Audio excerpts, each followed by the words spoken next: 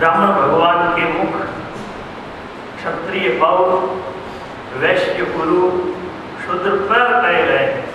इस प्रकार चंद्र, सूर्य, ग्रह, नक्षत्र, तारा, समुद्र, द्वीप, पर्वत, पशु, पक्षी, कीट, पतंग सब भगवान के शरीर के अवयव कहे गए।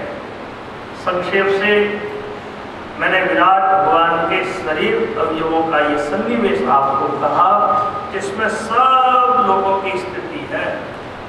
इसे स्थूल रूप में अपना मन स्थिर करो, दूसरी कोई भी वस्तु ध्येय नहीं है। इसी धारणा से तुम इस असत जगत में छिपे हुए आनंद निधि सत्य मूर्ति भगवान को प्राप्त कर लोगे और फिर संसार में आपका आवागमन नहीं होगा। सूक्ष्म रूप में मन की धारणा का वर्णन सुनाते हुए यहाँ से सुखदेव जी महाराज ने परीक्षित को सत्यो मुक्ति और क्रम मुक्ति की बात बताई। सच्चक्कर वेद्या भवदुख छेद्या सांसाशोक न संदा है, गर्जत है गैरो परजत वैणो सर्वर शून्य वसंदा है। हंसा सुन होती मंजे मोती मुखविन चूर्ण चुगंदा है, आत्म ब्रह्मंडा एक अखंडा विन रसना गावंदा है। जो इस भागवती गति को पा लेता है फिर वो पुनः संसार में जन्म मरण के चक्कर में नहीं आता। नियमन के कर्तव्यों में दो गतियों का वर्णन कहा। जीवों के उद्धार के लिए भक्ति योग से बढ़कर दूसरा कोई उत्तम साधन नहीं। ब्रह्मा जी ने वेद का 3 बार विचार कर अंत में यही निर्णय किया कि जिससे भगवान में प्रेम लक्षणा भक्ति हो वो सबसे उत्तम साधन है। तो मनुष्य को सदा भगवान की लीला कथा श्रवण करनी चाहिए, भगवान की लीला कथा का मनन करना चाहिए, भगवान की लीला कथा का चिंतन करना चाहिए, हरि नाम का संकीर्तन करना चाहिए। देखो हमारा अंतःकरण सांसारिक संपर्क से कितना मलिन हो गया है। इस मलिन अंतःकरण में हमको कुछ नहीं दिख रहा है। जब भगवान की लीला कथा सुनेंगे, हरि नाम का संकीर्तन करेंगे, तब ये मलिन अंतःकरण पावन होगा, तब निर्मल अंतःकरण में परमात्मा का साक्षात्कार होगा। इसीलिए गोस्वामी जी लिखते हैं, निर्मल मन जन सो कोई पावा, कोई कपट छल छिद्र पावा। जिसका अंतःकरण पावन है वही मुझे पा सकता है। अब नाना देवी देवताओं की लोग पूजा भी करते हैं। सुखदेव जी कह रहे हैं, नाना देवी देवताओं की उपासना करने वाले भी सत्संग के द्वारा धीरे धीरे भगवान की कथा सुनते हुए भगवान के चरणों की प्रेम लक्षणा भक्ति पा लेते हैं। वे जीव भी धीरे धीरे मोक्ष के अधिकारी हो जाते हैं।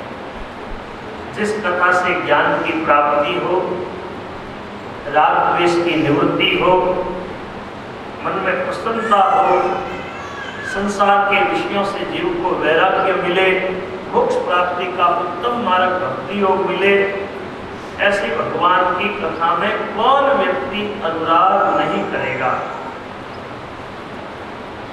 नैमिषारण्य की पावन भूमि में शौनकादि ऋषि श्री सूत जी महाराज के चरणों में यहाँ पूछ रहे हैं। सुखदेव जी महाराज की वाणी सुनी, फिर राजा परीक्षित ने सुखदेव जी से क्या पूछा, पावन प्रसंग आप सुनाइए, क्योंकि उस सभा में बड़ी सुंदर सुंदर कथाएं हुई थी। क्योंकि वहां वक्ता और श्रोता कोई साधारण नहीं थे। सूर्योदय होता है, मनुष्यों की आयु नष्ट होती है, सूर्यास्त होता है, मनुष्यों की आयु नष्ट होती है, लेकिन जिसने एक क्षण भी कथा में बिता दिया उसकी आयु सार्थक हो जाती है। देखो भाई, इन वृक्षों को देखो, क्या ये वृक्ष जीते नहीं है? लोहार की वस्त्रा में धोखनी क्या श्वास नहीं लेती? क्या पशु खाते पीते नहीं है? क्या वे सांसारिक सुख नहीं देखते? अरे जिसके कानों में भगवान का नाम नहीं पड़ता है वो निरा पशु की तरह है। कुकर शुकर ऊंट खर बड़ पशुवन में चार। ध्यान दे, जो कान भगवान के चरित्र नहीं सुनते वे कान चूहों के बिल की तरह है। जो जिह्वा भगवान का नाम नहीं लेती वो जिह्वा मेंढक की जीभ की तरह व्यर्थ है। जो भगवान को प्रणाम नहीं करता उसका वो मस्तक भार रूप है। जो अपने हाथों से किसी की सेवा नहीं करता उसके वो हाथ मुर्दे के हाथ की तरह है। जो भगवान के दर्शन नहीं करता, जो संतों के दर्शन नहीं करता उसकी वो आंखें मोर के पूंछ की तरह है। जो हरि मंदिर में नहीं जाता, तीर्थों में नहीं जाता, कथा सुनने को नहीं जाता उसके वे पैर वृक्ष के ठूंठ की तरह है। कथा सुनते हुए जिसका हृदय गदगद नहीं होता, कथा सुनते हुए जिसकी आंखों में प्रेम के आंसू नहीं बहते वो हृदय पत्थर जैसा है। महाराज पावन कथा सुनाइए। जो कथा श्री सुखदेव जी महाराज के चरणों में राजा परीक्षित ने पूछी। सूत जी महाराज कहने लगे, ऋषि लोगों, राजा परीक्षित ने सुखदेव जी महाराज की वाणी सुनी। उन्होंने अपने चित्तवृत्ति जो संसार में, घर में, परिवार में, राज्यों में लगी थी, उन्होंने अपने चित्तवृत्ति संसार से हटाकर भगवान के चरणों में लगी। जैसे आपने मुझसे पूछा वैसे ही राजा ने श्री सुखदेव जी महाराज के चरणों में पूछा, महाराज आपकी वाणी सुनी, मेरा संशय मिट गया।